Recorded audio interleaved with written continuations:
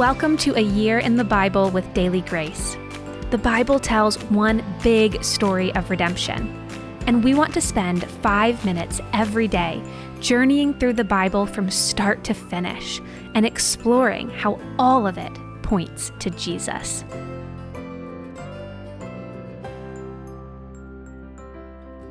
Hey friends, and welcome back to A Year in the Bible with Daily Grace.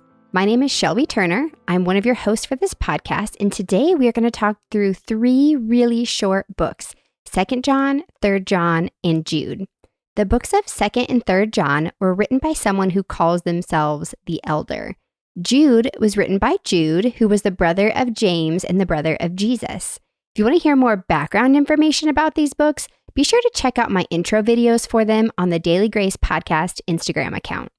All right, let's get started with the book of 2 John. It's only 13 verses long, and the elder, John, wrote it to a church near Ephesus. Now, it's addressed to the elect lady, and this can be kind of confusing because it was probably not written to an individual woman.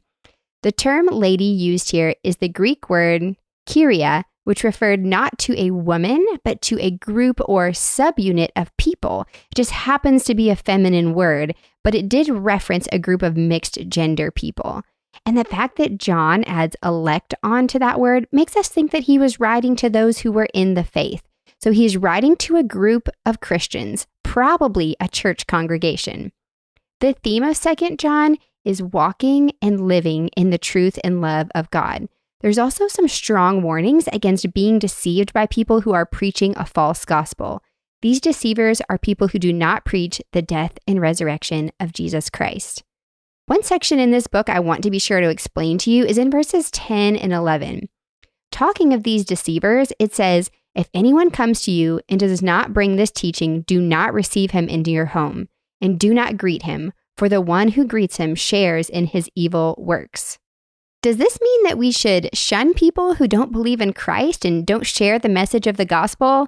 No, that's actually not what this is talking about at all. John is instructing the people not to extend approval, assistance, or fellowship to traveling missionaries who are preaching messages other than Christ.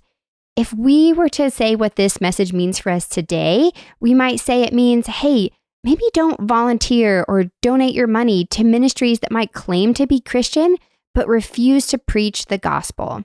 This passage does not really say anything about how we should treat people who are unbelievers. But according to the rest of the Bible, we know that we should welcome, befriend, and generously love people who don't believe in Christ.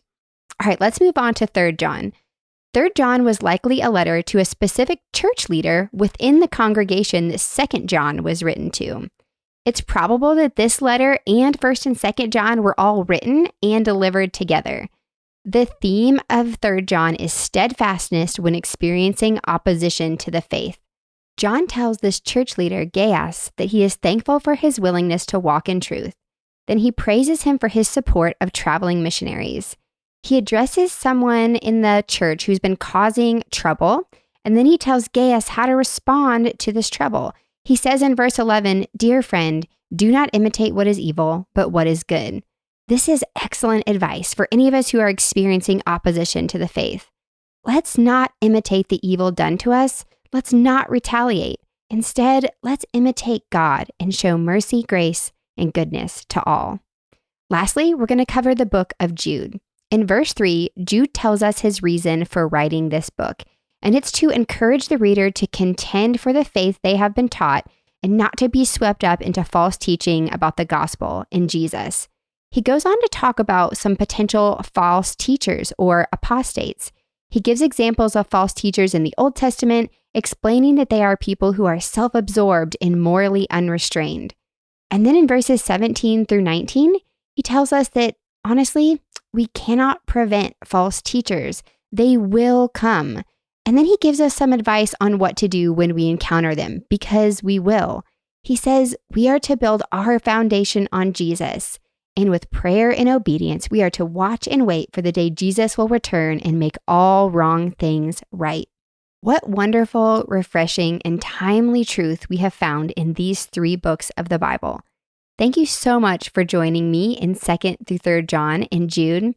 If you enjoyed this podcast or found it helpful, would you take a quick minute just to leave us a review? That really helps us ensure that other people are also able to find our podcast.